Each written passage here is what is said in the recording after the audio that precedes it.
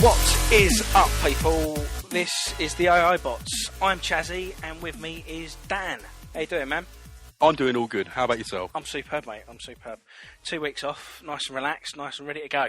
Exactly. We took the week off for Easter. So, did you have a good one? Yeah, it was good, mate. It was all good. It was all good. Got a lot of gaming in, mate, which is always nice. And a lot of eggs? No, mate, not a lot of eggs. Too much belly for the egg. Maybe you could have played Chucky Egg, couldn't you? That could have been one of the games. You could have combined the two. Yeah. That's what we're going to have to do next year. We're going to have to do an Easter special on all the games that are about egg-based games. Yeah. Yeah. Superb. So, what have you been playing, man? The main game I've been playing, yeah. I'm going to save for the most part until I've completed it, because I think it deserves a bit more than that. But the game is Lone Survivor. Okay. Have you seen anything about that? Not a sausage, mate. No, it's a survival horror game done by one man in the UK. So obviously it's quite a big project for one guy to do. Right. So it's 2D sprite based, but they've used, like Kane and Lynch 2, where you've got the sort of film fuzz. Yeah. And the sort of dirty filters. Yeah. He uses that on like pixel art, and it just looks absolutely stunning. It's okay. So what style of game? It's done something magic. It's a survival horror, but it takes place on a 2D plane. It reminds me a bit of a sort of point and click adventure in some ways. Maniac Mansion or something like that. Yeah, it's got that feel, but without the pointing and clicking, like the original Maniac Mansion on Commodore, I think, where you could actually walk left and right rather than click here, click there. Right. So you interact with objects like you would anywhere else, and it's got your usual survival horror, shooty, hide in the dark, jumping out of things and. Yeah, not so much zombies as weird things with no faces. Right. But, the guy that made it, interestingly, well, to me it's interesting, is an old drum and bass producer. Right. Do you remember a guy called Space? I vaguely remember him from back in the day. He was on Goldie's Metalheads for a while, and then he got his own label. And he's gone from the world of, like, drum and bass and, like, rave-tasticness to making a one-man survival horror game.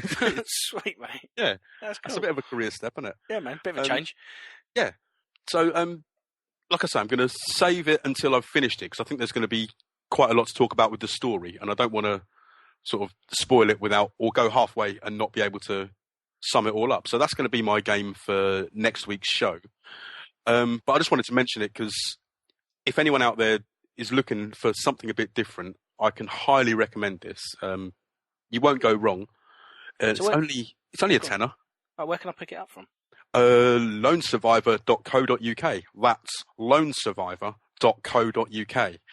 I hope he enjoys that plug. There you go, Jasper. You can pick it up there. And he's also done a special edition, which I half wish I'd picked up, having seen the calibre of the game. Right. What's the difference between the special edition? Yeah. You get soundtrack and art and all that kind of stuff, but you also get, I think it's called Lone Survivor 3D, where he's made a first-person side game. Oh, right. Like as a side story that he includes in the package for the special edition. So yeah, he's obviously thrown quite a lot into this. I was going to say, yeah, put some effort into it. Yeah, definitely. Excellent. So I'd definitely pick that up if I were you. Shall I go on to my proper game, or do you want to? Yeah, go on to your big game. Nah, go on to your big game, man. Okay, fair enough. So, like a lot of people, on the Vita, we're kind of struggling for releases for Vita-specific games at the moment. It seems to have been a bit of a dry patch since the launch. So, what I've been doing is going through the old PSP games. On the Vita, like this is on the Vita. Yeah. Going through the PS store and just seeing what's about, because they're doing a lot of price drops on the PSP games. Mm-hmm. And I was really in the mood for a traditional JRPG, just something to like that won't take too much thought, that I can just sort of click your way through, whack on and play through on a bus or wherever I am on the Vita. Gotcha. So I picked up Ys 7, spelt YS. I always used to think it was okay. When I was little. Yeah. So I've heard about a lot of this on the Player One podcast. There's a guy there who into Ys always gets the shit ripped out of him. So it seems to be one of them series that people that do love it really love it. Yeah. It's a real venerable old JRPG series in Japan. Right. But I think only a few games have made it to Europe, and they've got a few more in the States. But this is the first one I've played since Ys 1 on the Master System. So, right, okay. So it's been a while. A lot of games in between, yes. But they're all standalone stories, so I don't think it matters too much. The main character's a ginger guy, but we'll let him off that. Don't hate the gingers. Right. I'm not, no. In fact, it's nice to see them getting some recognition in love. RPGs. Yeah. Certainly different to Blue Hair, which is the usual. Oh, yeah, or the hate that gingers get in that new South Park game. You seen that? No! The new South Park game, is it Revenge Scott of Tenements? Yeah. Yeah. Well, basically, all the enemies are gingers. Well, of course, Scott Teneman's ginger, isn't he? Exactly. So, I just, hating the gingers massively. Did you ever see, complete tangent, did you ever see the trolling that South Park did of Copper Cab on YouTube? No. Oh man, when they first took the mickey out of gingers, this guy goes on YouTube to do a rant about, gingers do have souls. How can South Park be so evil? Why don't they realise that we're people? We have souls. So then South Park go to do the trailer for their next series. Right. And they've copied his YouTube video with Cartman wearing a ginger wig. So Cartman going, gingers do have souls. And it's like, what? And so then the guy does another video and he just opens it with, what the fuck? What the fuck are you doing? The most beautiful trolling I've ever seen. That's absolutely stunning. If you Google Copper Cab South Park, you'll find it and you'll pee your pants laughing. Absolutely amazing. Superb. That's nothing to do with Ys 7 whatsoever. No, not whatsoever. That's tangent, sorry. Yeah. Hey, it's all good. That's what life's all about, is tangents. So yeah, it's a really traditional JRPG, an action RPG, so it's not turn-based. Yeah. Other than if it was turn-based, it would give me a real feel, a bit like, Dragon Quest VIII, where they kind of revelled in the fact that it's quite old school. Yeah. It was almost like, we're going to ignore all of the modernisation that's taken place in the genre. Yeah. And just take it right make back the game we want to make. Yeah. Original basics. Yeah, like simplify it. Yeah. It reminds me a bit of that. But it's not that it's not original. There's some really nice systems. Like you've got 3 playable characters.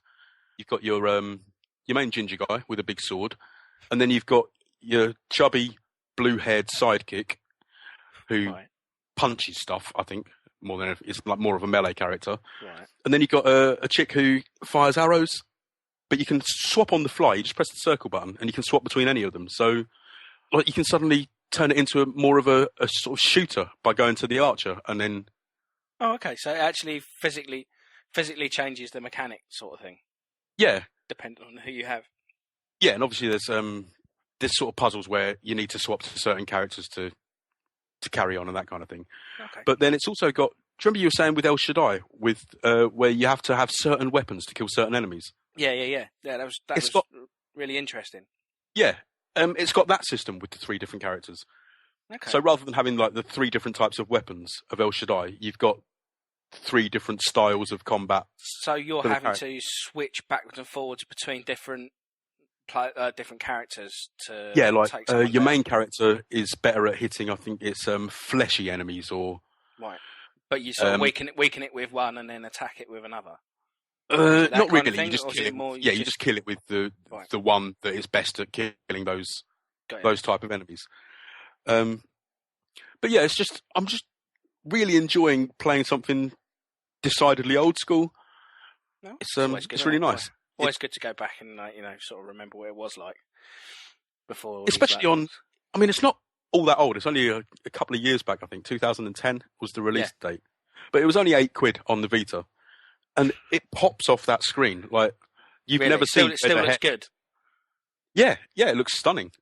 As being one of the later PSP games, I'm guessing they obviously knew the system inside out by that point. Yeah. So it doesn't look far off, say, a decent PS2 RPG or something like that. All right, sweet. That's not too bad. Yeah, it's really nice and really simple fantasy story. Like, doesn't seem to do anything that special. You've turned up in this land. You haven't got amnesia, have you? Please tell me you haven't got amnesia. That always fucks me off when I'm playing an RPG and it's like, you've lost your memory and you don't know who you are. Now go and find out who you are. It's like, oh, for fuck's sake. It hasn't strictly got that, but the fact that you've turned up in a land that you've got no knowledge of means that they've found another way of doing it. Another way of doing that, yeah. Nice. Yeah. So, yeah, you're a mysterious stranger in a mysterious land.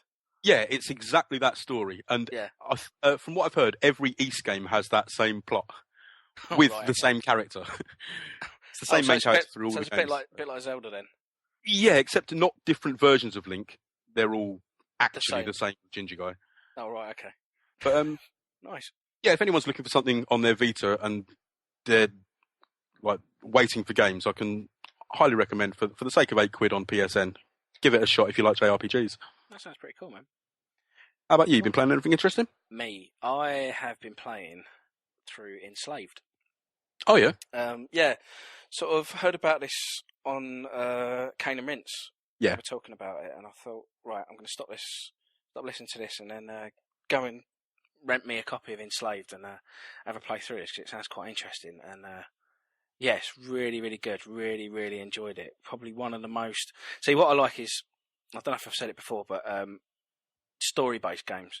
Games that I can really sit down and really go through the story, like a BioShock or something like that, where sort of lose yourself in. And you lose yourself into it. Yeah. Because I don't see what I've started doing now is I've moved away from like sort of watching TV. Yeah. And I've kind of tried to find lots of story games to kind of fill that gap. And so I thought, oh, this Enslaved, like, looks really good. It's got like I can't remember who the guy is who it's got like a proper writer on it, and it's like really, Alex Garland from Broke the Beach and the Tesseract. Yeah, exactly. So it's got someone who's got like a bit of a pedigree and stuff, and it's like, yeah, all right, okay, I'll get involved in this. And really, really, really enjoying it. The characters are absolutely superb, man. Just like I've been playing through it, and like Ninja Theory just seem to be able to get this kind of level of like emotion out of. Not very much, but they put there's a lot of kind of hidden meaning and kind of looks behind eyes and that kind of thing, and it just really it's sort of a less is more approach, isn't it? Yeah, and it's really sort of drawn me in, and like I'm just loving the fact that it's so bright and colourful, and you're going through this, like, I don't really want to spoil it, but like you're going through this jungle setting and kind of everything looks like really not like. I'll tell you what it reminded me of. Yeah, is in parts is like going through like Final Fantasy VII. Like you have like you go from a jungle setting, and then you go through into these like slightly more mechanical kind of underground sequences, and it was it just reminded me, like in a kind of funny way, of like the kind of backgrounds of like the early parts of Final Fantasy VII and that kind of stuff. So. It does move around, and it does kind of like again without. I'm glad it moves around. Yeah, it moves around. Yeah, it moves around, and it kind of it's not just like sort of stuck in this one jungle. Because at the start it looks very Uncharted. It is. That's the game that it reminds me of most, I think. Yeah, and it's sort in some respects like it's combat mixed with platforming. Mixed with and that's the first thing you go to is Uncharted, but don't think it necessarily does it as well as Uncharted, but it does still have like that kind of great acting and great performances and all that kind of stuff. So I can see where the comparisons come in. With the brightness of it all, what I find interesting, it's an Unreal Engine game, isn't it? Which, Which is quite surprising that they've managed to get such vivid colours when you think of Unreal as being sort of the brown and grey engine, don't you? The brown and grey engine. No, I mean, admittedly, normally, like everything you see on in the Unreal Engine is always like kind of dark and gritty and, like you say, military and brown and grey. So it's nice to see it kind of lit up. And actually, like having said that, Bulletstorm was quite bright. Oh yeah, you're not wrong. Yeah. So but no, just I couldn't recommend this game highly enough. Because like I say, the story and the cutscenes and the kind of and the combat and puzzling going together really do make up a really, really charming story and quite emotional in places. I just think everyone should. I picked it up for like £7, but it's one of the best like £7 you'll ever spend because it really is quite a magnificent game. It's quite short, admittedly. Yeah. So you're not going to be you're not going to be getting too much bang for your £7, bang for your buck for £7. But I think I've got through it in about 8 to 12 hours. There's a lot to be said for shorter games, though, isn't there? But no, yeah, it was really nice because it was nice to sort of. I was playing it in the week, so I'd like sort of come home, do a couple of hours, do 2 or 3 chapters, and then put it down, and then come back to it the next day, do another hour on, another chapter, and you can break it down. It because it's in these very short chapters, you can kind of break it down and get through it quite quickly. Oh. So that was really nice, actually. For if you haven't got much time in your hands, it's well worth picking up. Sort of slipping in and out of it. Yeah, totally. I mean, it's not like the most perfect game in the world, I will admit, because there's a lot of kind of old school thinking, maybe is probably the worst way of putting it, but there's a lot of kind of whereas in Uncharted you'd be going through an environment and you've got to climb up on something, so you're looking for the yellow ledge. Yeah.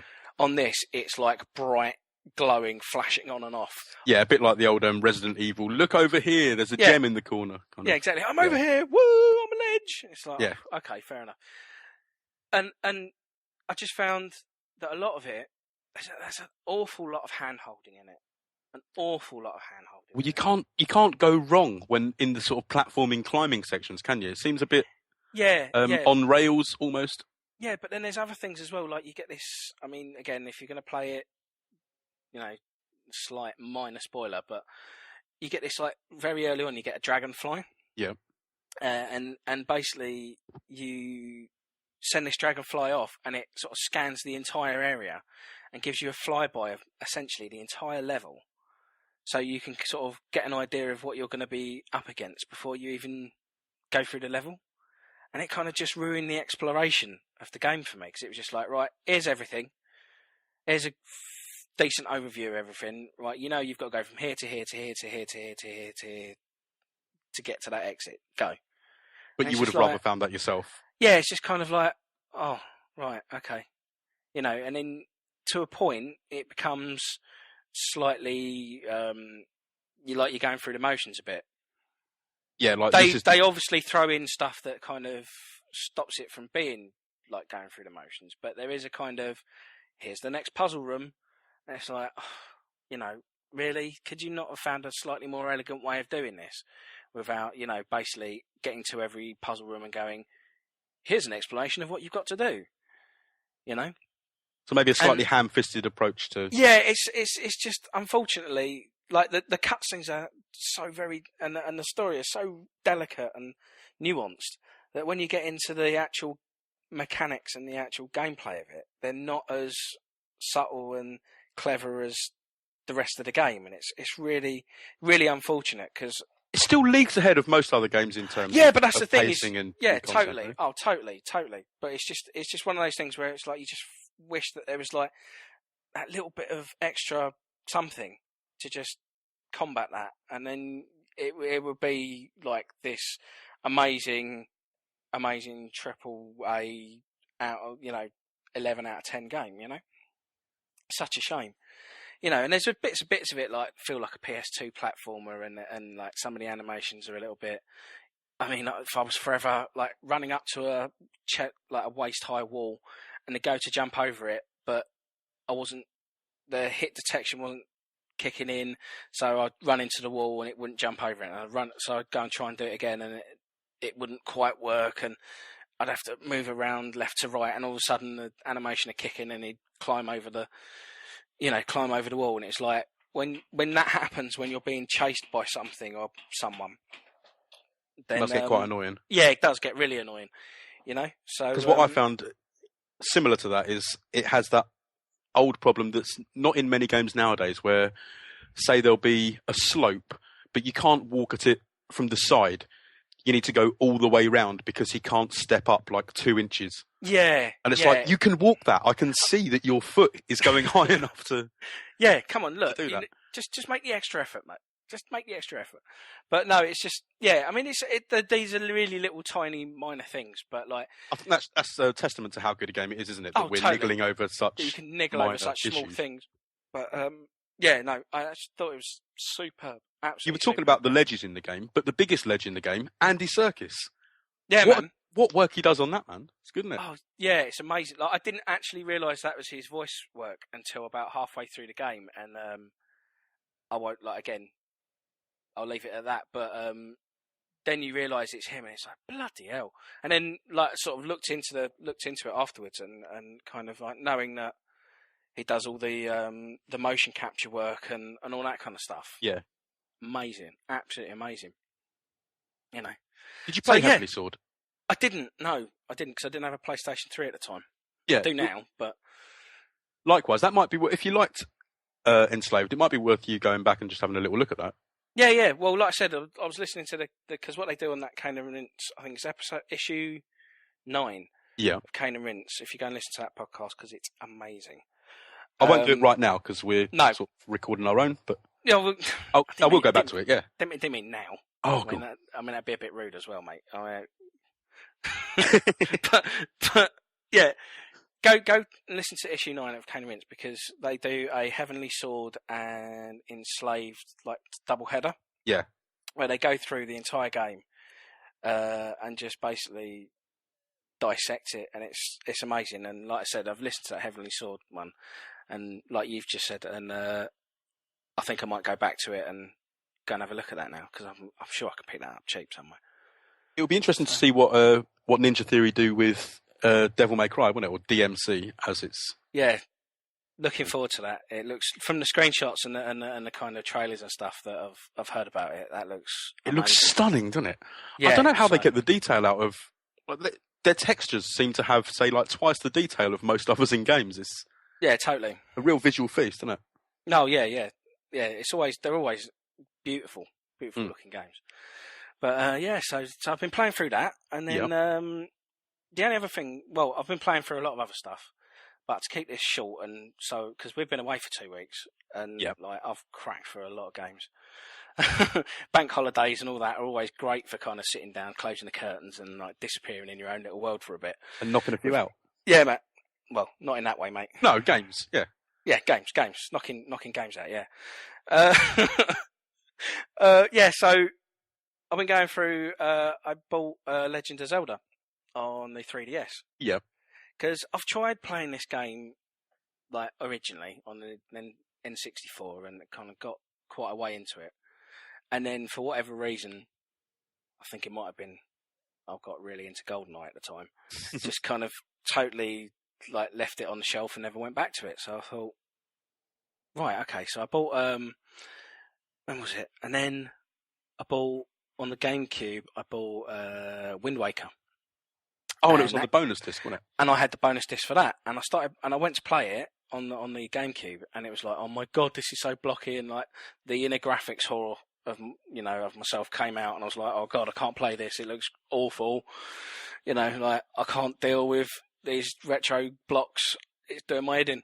See, I thought it looked really nice on the GameCube, but maybe my expectations were way lower. Yeah. Although compared to Wind Waker, I do see sort of big squares for hands and all that, and I couldn't deal with it. So I was like, I can't go back and play this, and I ended up getting really into Wind Waker, and it's now one of my favourite games of all time.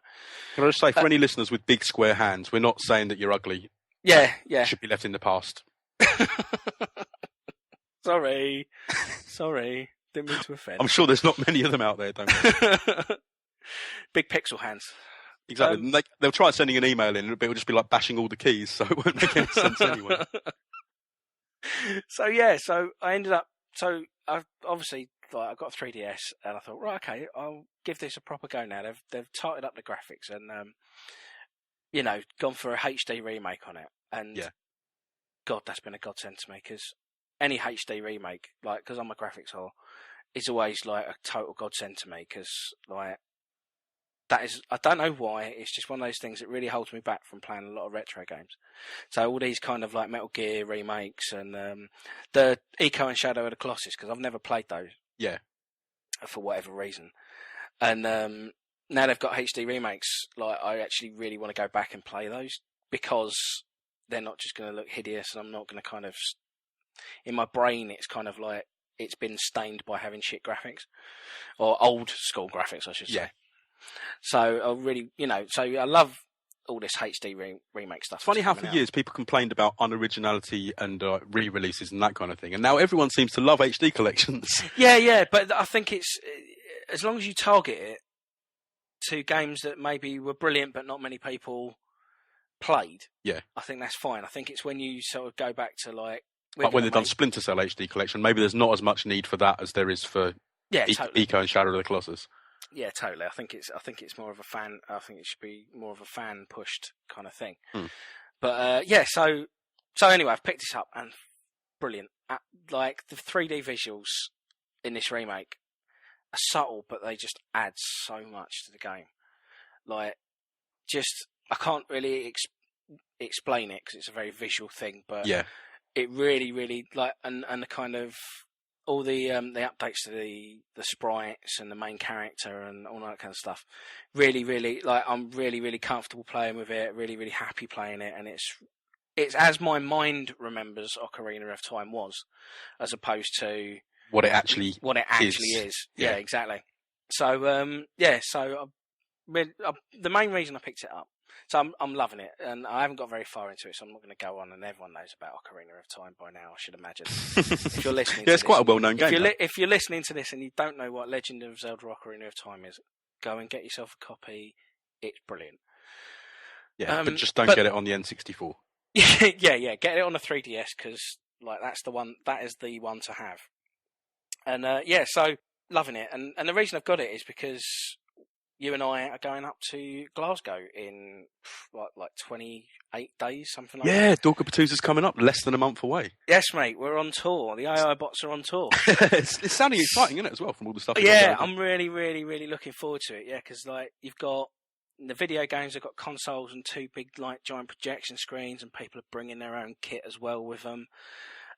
Like, you know, they're having LAN games of like StarCraft and anything else. You know, they've got the world's largest collection of Rock Band instruments is going to be there.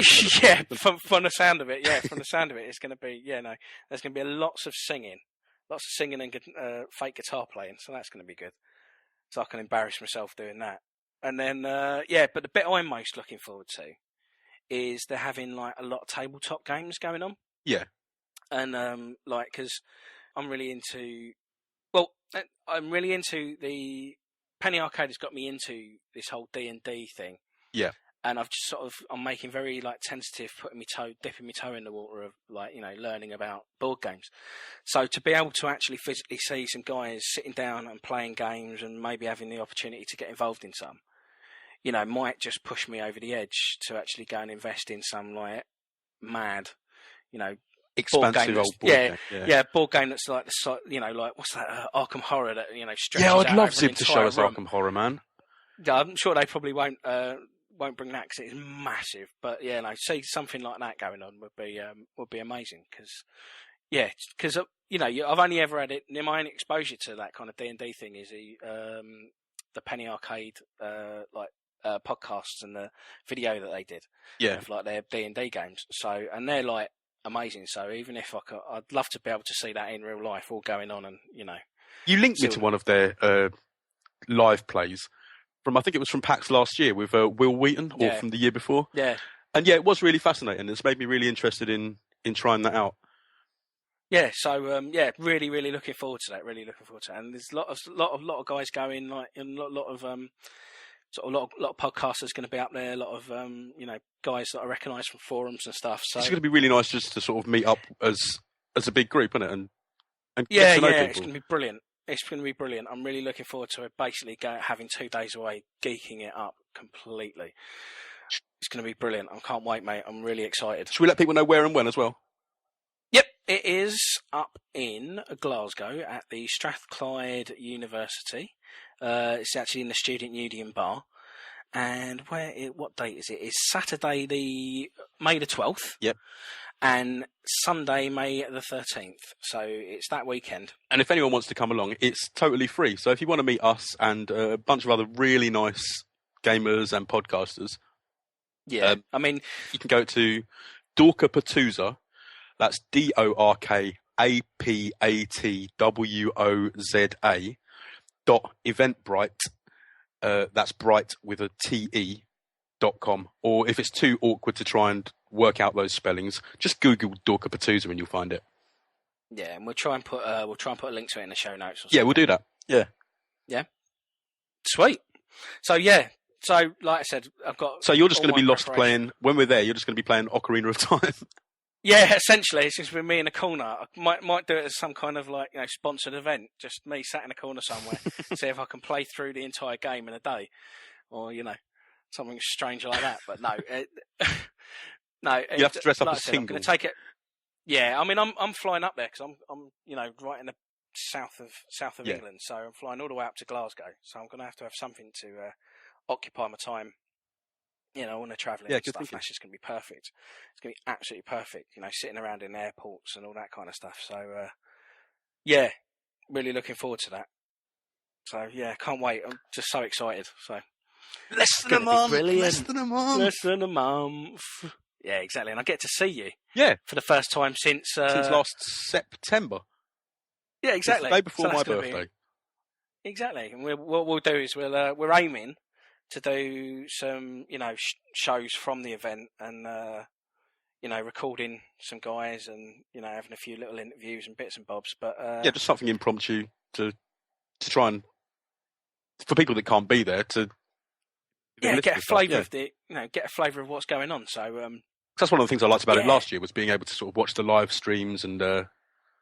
Yeah. Look, I mean, that's the reason I'm going is that I watched the live streams and I saw everyone having so much fun. I thought, and listening to I was actually listening to the podcast that really tipped me over the edge. It's like you listen to that podcast from last year and you're just like, these guys are having so much fun, and this is just an event I don't want to miss. So don't miss it if you've got an opportunity to get yourself up to Glasgow on that weekend of May the 12th. Don't miss out because it's going to be fantastic. Also, if anyone that listens is going and is into tabletop games, please can someone bring a copy of Dixit? Because I've always wanted to play that. Do you know the one? All right, what's that? Never heard of it. No, I got recommended it by Michael Fox on Joypod. Okay. What you do is you each pick a card, and it has the cards have different it's going to be too long to explain. I won't go into it, but if we do play it at Dorkapalooza, when we come back, I'll explain it all then. But it just sounds like a really fun game, and it's more about the interaction between the players than the actual game. The game's just like a conduit for banter. Oh, okay. So it sounds fantastic.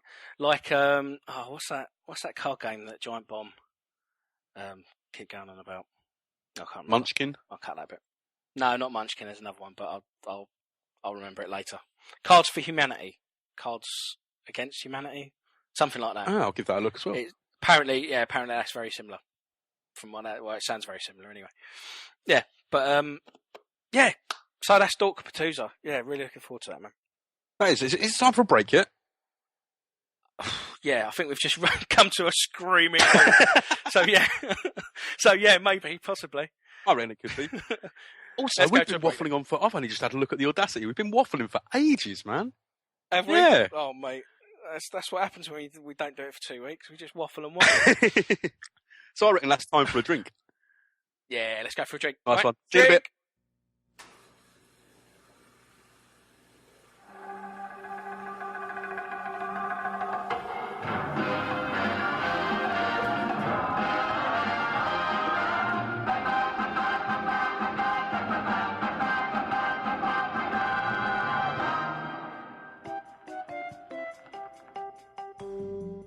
Peckish after a long day of computer games, partied out at Dorkapalooza, then why not comber down to the Raj Mahal Indian restaurant, where chapati's just getting started.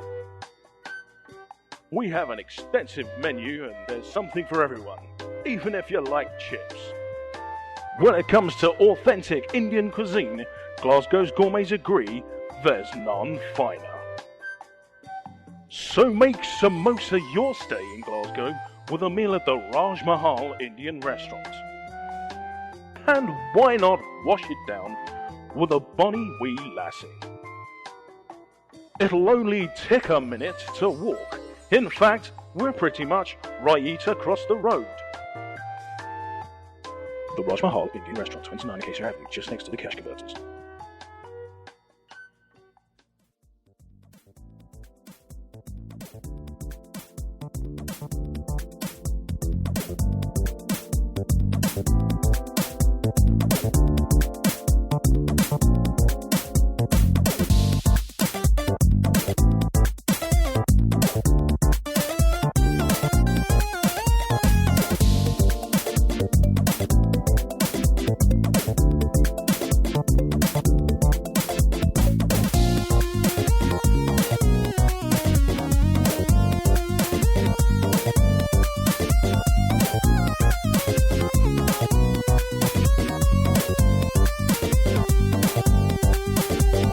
And we're back. So let's have a look at this week's gaming news. Something that I didn't think got as much interest as the story seems to be is Apple's CEO, Tim Cook, had a meeting at Valve. Interesting. Yeah, definitely. So it could be a few different things going on there, but obviously the hope, or at least the dream that everyone has, is that it's something to do with the rumoured Valve hardware project, the Steam box. Yeah, the Steam box. Yeah. Don't think it's that, mate. You don't think so? No, I think... don't know. Just a cover? Well, yeah, I mean, they could be covering it by saying, oh, we're not interested in doing hardware and blah, blah, blah, blah, blah. And I've seen that job ad, that they are definitely doing something hardware designy, but I wonder if that's just something internal, you know? Yeah, maybe, but why would you want to invent whole new gaming experiences if it was just for an internal project? Oh. Hardware design, prototyping, testing, and production across a wide range of platforms.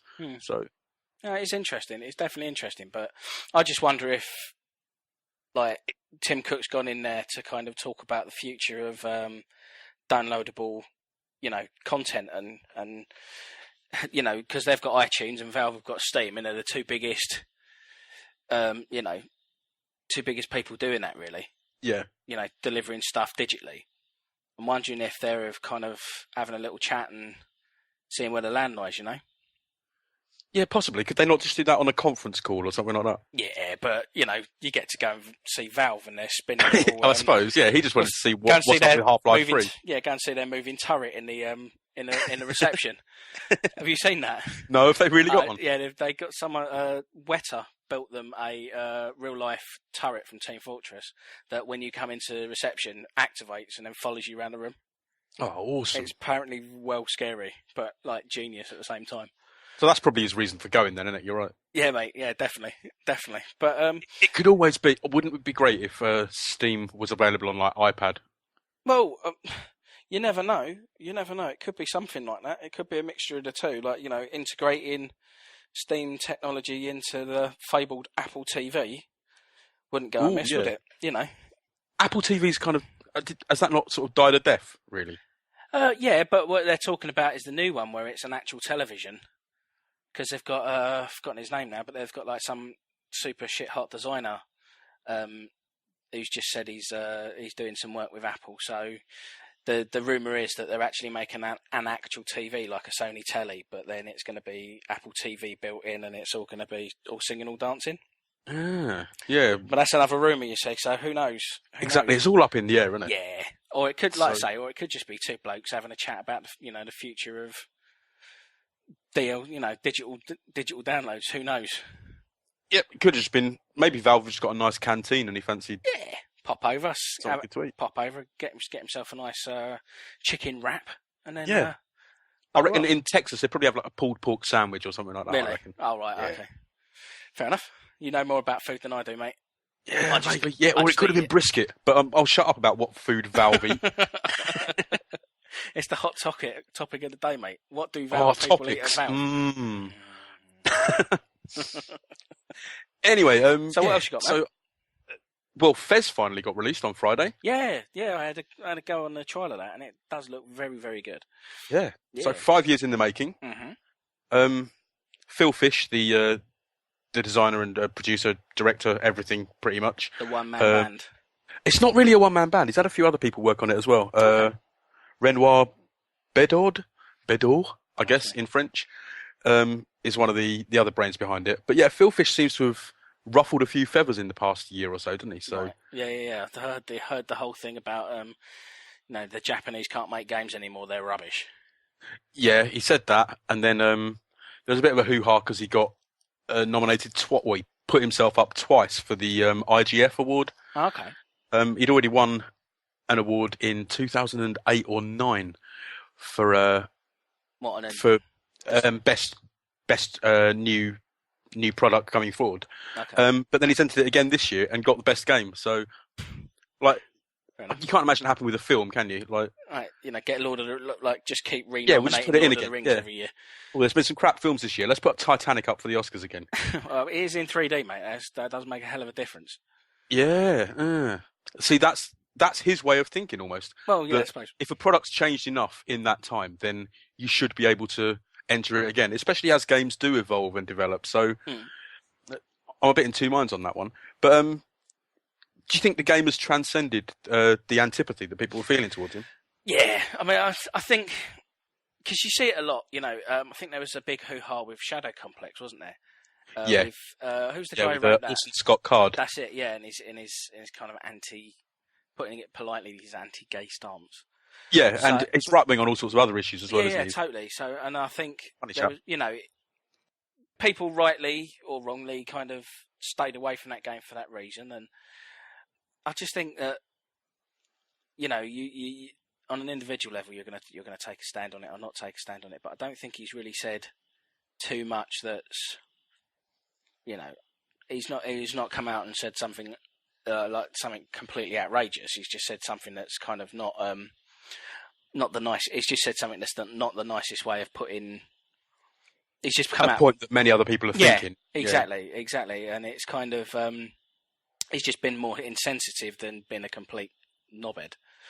So I think the game will transcend it because it is clearly a genius game, and I think at the end of the day he's gonna I'm sure there's been lots of other games that have been made by absolute pricks. Well, when has there ever been an artist who hasn't been a bit pretentious and a bit of a wanker about yeah, it? exactly.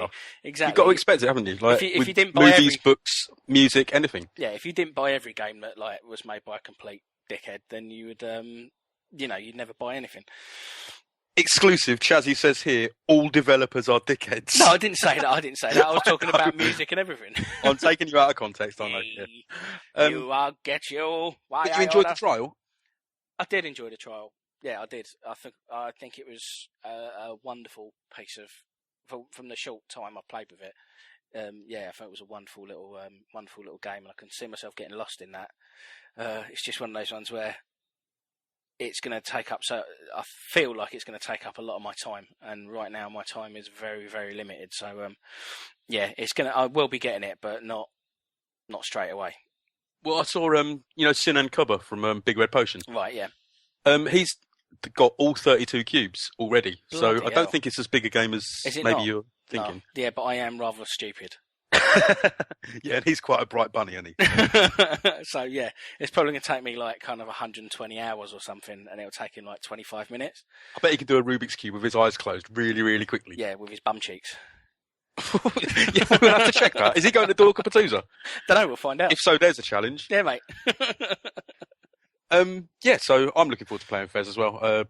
The irony of, I mean, he can't really hate Japanese games, can he? Because it's full of references to Japanese games. Yeah. So, Maybe I think maybe it was like he was trying to give Japanese development a bit of what he sees as a bit of a kick up the arse, and well, that's like I exactly say, what. I think he Funny phrased enough, it the very guy well. that he actually shouted at the conference, who he shouted "Japanese games are shit" to, has said he's taking it as a strongly worded encouragement to Japanese developers. So and so we should. I think that's the best way of handling that. Definitely, it's the noble way of handling it. So yeah, good on him. And perhaps people do need to face up to that.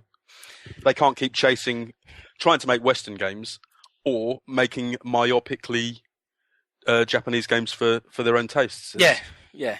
But like I said, I think there's a big movement to kind of everyone wants what they think is a Japanese game.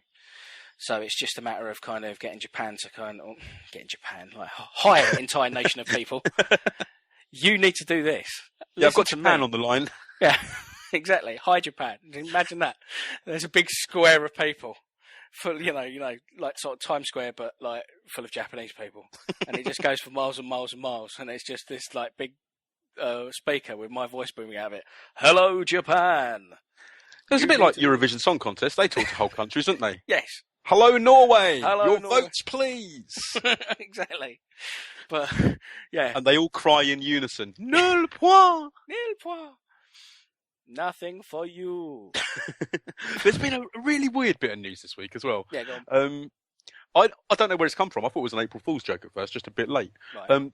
Bethesda are adding Kinect support to Skyrim on the 360. Why? Who knows? It's just for the dragon shouts, isn't it? They just want people to go fuss Rodar in their front. Again, why? I And why, if they wanted to do it, why wasn't it in there? I'm not being funny, but like they hardly work that brilliantly when you were using a button. You're using a Kinect that's only going to work about 50% of the time whenever you use it. Like, you're just going to sit there going, "Fucking work!" Oh God, it's just work. Oh, it's just done it. Fucking work, and then all of a sudden, you shoot a fucking donkey off a cliff or something. Did you ever play Brain Training on the original DS? Yes. Blue. Blue. Blah. Blah. Just fucking blue. Oh, you've done it. Thanks. Yeah. Yeah, it responds to a swear word instead. Yeah. Bloody. Yeah, that's the one. Yeah. But what's the point? I mean, Yeah, I know, it's nuts, isn't it? it's a button press. Surely that's got to be easier and simpler for everyone, including, like, it doesn't immerse you in the game. It doesn't make you feel... I'll be honest with you, I didn't pay attention to the fact that they were saying different words. I was more worried about the actual effect coming out than I was... I don't listen to the words. Yeah, exactly. I'll just look at the pictures. Yeah. Another thing I spotted, a little snippet, is that Miyamoto apparently really, really likes Angry Birds. Yeah, I know, I saw that. That was quite funny. Yeah, definitely. Just imagining him sitting there, like, hunched over playing Angry Birds on his phone in his lunch breaks. Have you got Angry Birds on your phone? Only the one, mate. And I don't want to talk about my private life, to be honest. Okay, fair enough. Only the one.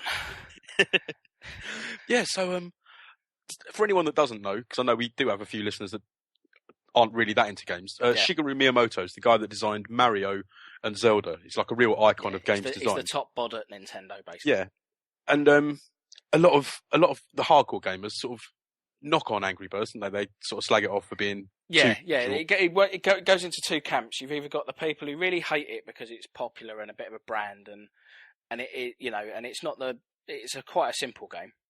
Yeah. So it's people go, oh, it's shit, and be a bit snarky about it. And then there's other people like the guy at work who sits next to me, who's got every single 3-star. He's tops like 20 in the world on certain courses. Wow. Has every bird and everything on the whole game, and then downloads Angry Bird Space and does the same thing, and then downloads Angry Bird Holidays and does the same thing. And these people are addicted to it in a ridiculous way. So, yeah. So, do you like it from what you've played of it? Me? Yeah, it's all right. It's a lovely little time waster, and I can see its merits, but I don't think I'd get into it. I don't know why people have got so heavily attached to it. Yeah, it's a sort of 30-second diversion, isn't it? Rather than a game that I'd go all the way through. So that puts us in the snarky... I don't think so. I think it puts us sort of halfway between. Caught between two stools. Yeah, exactly. A little bit of Marmite, but not the whole spread. But that's all right. It's all right. It does the job, But a lot of the people say that it was, they don't like it because it ripped off Crush the Castle. Have you played it? Yeah. I've seen that. I've not played it. The thing that Rovio did is they gave it personality and a bit of character, rather than it being sort of medieval battlegrounds. Yeah. I can see that having sort of cutesy birds and the little pigs and stuff is going to appeal more, isn't it? Yeah, it's going to have a wider appeal. Yeah. Yeah, but it is quite funny because, like, you see, like, these quotes from Miyamoto, and he's going on about, how it's the control scheme's excellent, and it's quite fuzzy in the like in the terms of how it works, and it's quite simple at the start, or it seems quite simple at the start, but then actually once you get into it, it's quite precise, and you've got to really know what you're doing with it. There's quite a deep system in it, and you look at the stuff that he makes, and that's very similar. On the surface of it, it looks like quite a simple game, but then you get into it, and there's really, really deep mechanics in it. So I can see why he was It's that old cliche, isn't it? Simple to learn, difficult to master. I can see why he'd be drawn. It does work, yeah. You know, but it was quite funny. Like I say, just can't imagine him sitting there with his little iPhone, like you know, hunched over at work playing it. You know, Miyamoto on the toilet playing Angry Birds. You know, I don't sit there thinking about many game developers on the bog day, to be honest with you. But in this case, you'll make an exception. Yeah. You know, for Shigsy. Who wouldn't? And the other thing I like is, although he did really praise the controls and talked about how he really likes the way it works, I love that he put a massive but at the end and said that if it had been on the DS, the controls would have obviously been better. Oh yeah, if you had a stylus, it'd be so much more precise. You know, bring it over to Nintendo. I bet he'll come up with his own version of it, won't he? Like, Angry Birds, but with Pikmin would be great. If he could find a twist. Angry Yoshis. Yeah. Or maybe Yoshis are the pigs, right? And then Mario is the birds. And it's like a Mario and a Luigi and a princess and a toad. And then you're firing those at different people. That would work, and I bet they wouldn't get sued by Rovio at all. Not at all. No. No. You can have that one for free, mate, if you're listening. You know, although they could probably get away with doing Angry Birds Mario Edition on the Nintendo platform. Mario versus Angry Birds. Yeah. You know, make it a crossover like Street Fighter X Tekken. Oh yeah, wouldn't that be great? That'd be amazing. That'd be a legal minefield, but it'd be amazing. You know that talking of crossover games, that Sega and Namco and Capcom one was announced this week, wasn't it? What was that? Project Cross Zone. It was announced a while back that they were working on something. Right. But it's not. It's turned out it's not really what people were hoping for. Okay, what was people hoping for? Or were people hoping for? Sorry, Matt. Well, there's always been the talk of, what if there was Virtua Fighter versus Tekken versus Street Fighter? Oh, really? And yeah, it's one of those sort of dream crossover games for fanboys. Yeah. But this looks like it's going to be a strategy RPG. Oh, right. Weird. Like an Advance Wars type thing? Yeah, a lot like, what was it, Namco Cross Capcom? It only came out in Japan. It was a few years ago, and it was I'm staring at you blankly. I do apologise. That's quite all right. Yeah, it's I thought it was quite a big game, but then what I think are big games and what other people do obviously don't always align. But yeah, I think it was a sort of card-based, turn-based strategy RPG. Which again, when they first said Namco and Capcom are doing a crossover game, that's not what people wanted. No, exactly. People leap to fucking assumptions, but yes. So they've sort of announced what it's going to be, but I haven't really, can't see it coming to the UK or to Europe or to the West for that matter. Anytime soon. Yeah, I think it's going to be too big a project to translate for such a niche market. Yeah, totally. I'll keep my fingers crossed that they do, but... Oh, you never know. You never know your luck. Yeah. You know, you got Xenoblade Chronicles come out in the US, so anything can happen. Anything can happen. Anything. Yeah. Yes. Wow. Yeah. So is that all the news, man? It is, except for one little sort of the and finally story of the week. And finally. I was looking on YouTube the other week. I was trying to find some videos to put on my Vita to test out 720p HD. Right. Because the Vita's not got a 720p screen, but it manages to show the videos. Now, I was looking for fan films, and I found this great little video, a Double Dragon fan film that a kid made for high school in 1989. Yeah, it is wicked. You've shown me this, and it is just so incredibly poor, yet so incredibly hilariously brilliant. If you ever tried to make like any type of little kung fu film on your camcorder when you were a teenager or a kid, when you were 10, yeah, imagine doing that, but then you were actually grown up and about 20 odd. Oh, he's a high school student, so I think we can. Yeah, it's fair point. But yeah, but then, it's hilarious, man. Yeah, and he's gone back and edited it 12 years ago, so the actual footage is really dated in an 80s way. And then the way he's presented the film with, like, you get text boxes, like a silent movie or an old RPG. Yeah. So what should people search for in YouTube if we don't put the link up? Well, I'm going to find you the link for the show notes, but if you search for Double Dragon fan film, it will be the one that's about 40 minutes long. Right, yeah, wicked, nice one. Yeah, everyone get on that. It's only got like you say, 80 odd views. If we can bump that up, Yeah, everyone should see it. Tweet it out. Everyone should see it because it is. Yeah, let people know. And I think this guy would be so pleased that his little project that he did, because who was making fan films back in '89 for video games? Especially about Double Dragon. Yeah, it was. I suppose it was quite a loved game, but yeah. But you think the teachers would say, no, can you make it on one that's less violent, please? Yeah, please. Come on. Make it about, like, puppies and rainbows, please. Thank you. Mind you, it is in the States, so maybe it was kind of encouraged or something like that. Mm. There's a great... Did you see the bit with the traffic cone? No, the guy gets hit on the head with the traffic cone, but it's got this big sort of explosion, like... Not explosion, but, when... That really bad CG over the top of it. Yeah, when a hit lands in, like, Tekken or something like that, and you get the big... It's got that, but for a traffic cone. It's so good. That's brilliant, man. Honestly, the bit you showed me was hilarious. When he's like, does probably the world's worst roundhouse kick. It's stunning. It's like watching your uncle try and roundhouse kick someone. It was brilliant. It's just so slowly done, isn't it? And, yeah. Oh no, it's superb. It's absolutely superb. So we'll get that in the show notes somehow. Yeah, definitely. And go up there and watch it. I'll also tweet it out as well. That'll make it easy for people to find. Totally. So, have we had any emails or anything like that come in? Yeah, we've had an interesting one. It's a message for a listener. How weird is this? I'll tell you what. They've used their sort of like Dropbox service. The way you said that was like sort of a local DJ in a local club, like down at the Ritzy.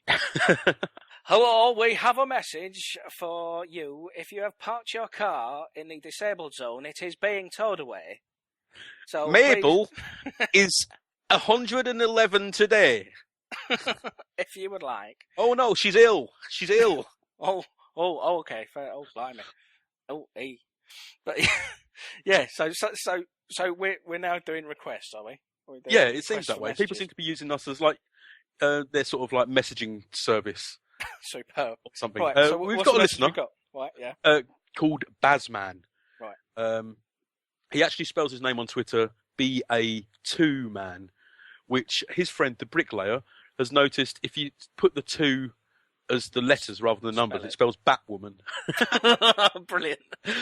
But that's not his message. That's just a side fact.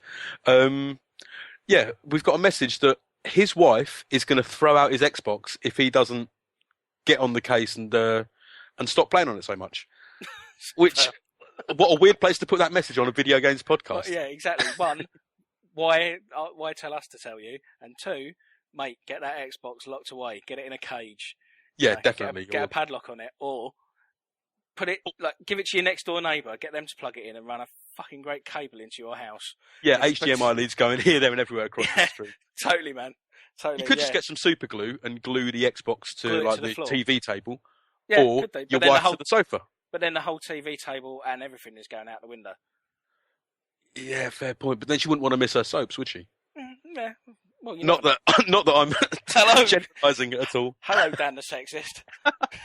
She doesn't. Or he could just show her iPlayer on the 360 and say, "Look, see, you got EastEnders, you got The Voice. There you go." She doesn't want to miss her stories, does she?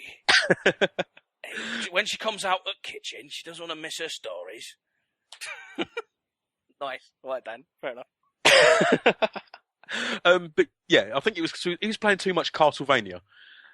Oh, right, which, okay. It's a pretty short game, actually, isn't it? I think, from what I've heard. Yeah, it depends. But obviously, it must have been annoying. All the gothic stuff maybe was annoying, or something. Mate, we've all been there. Oh, definitely. Get off the computer. You need to actually spend some time with me. Okay, dear. Just one more life. Oh, please. Just need to. Power plug comes out. Oh, right, okay. Fair enough. If you could give up one console, what would it be? If you had to give up, it had to be removed from your memory and no one could ever play on that console again. Right. So, this is throughout history. Yeah.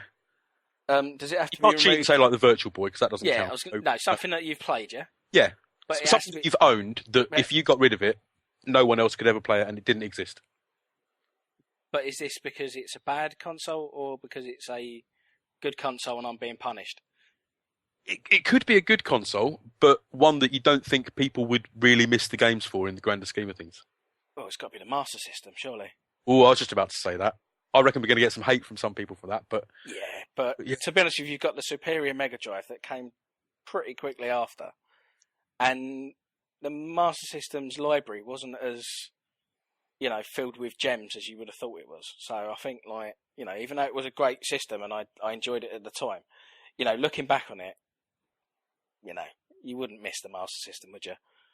In all honesty, Alex, you wouldn't miss Alex Kidd too much, would you? Yeah, Super it's Hang On you might miss. that was on the Mega Drive, so we'd Well, be there you safe. go. from that. You'd be all right. Yeah. So, job done. Yeah, Master So, System, do one. Right, vote from the audience. Hooray! So it goes into room 101. Blimey, don't say that, we'll get sued. We won't. It's fine. Hey!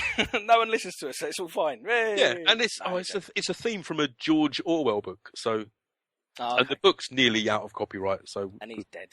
Yeah. He's not going to listen to us. he might listen, but he's not going to sue us. No. Fair enough. Yeah. So that's a warning to Yeah, so, Bazman, Bazman. seriously, sort it. get on the case. Look after the old woman. Yeah, defo. Buy her a DS or a nice dress. Buy her a DS and Professor Layton. Girls will love that. Yeah. They love that, they do. Outrageous. Or some flowers from the garage. Flowers and chocolates. Yeah. Mate. I'm trying to think if you had any more information about. Do you live in the 70s? I live in Suffolk, so yeah, I Fair pretty enough. much do live in the 70s. Yes. Well, I was going to say. Yeah. Fair enough. Yeah, I'm just trying to think. Did they tell us to mention anything else? Oh no, it was just to give him fair warning that his missus is going to throw the Xbox out. Right. So like we said, get on a case, mate. yeah, and that's all we've had for emails this week. Oh, right, But if fair you've got anything that you want to ask us, or if you've got any messages for your enough. mates, Any messages you want to put, push Like- us to push forward onto your mates and get them to give them a G up to get off the computer and get busy with the missus. like Sket13 says, "Oh, can you just tell my mum I'll be late home for tea tonight?" Or something. Exactly. yeah, Yeah. we'll do that for you. That's Yeah, fine. we'll do that for you. That's no problem. We'll take all requests. It's all good. But if you've got an even more, or something more interesting than just a message that you want us to pass on, Yeah, mate. not that Sket's message wasn't important and informative, No, it was but brilliant. if you've got any questions for us, any topics you'd like to see us discuss, do let us know.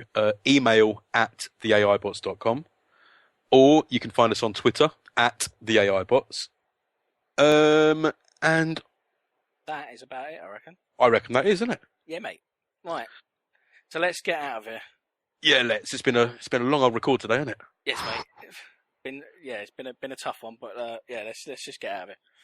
Definitely. Okay, in that case, I'll speak to you next week, chap. All right, mate. Have a good one. All the best. See you soon. Bye bye. Bye.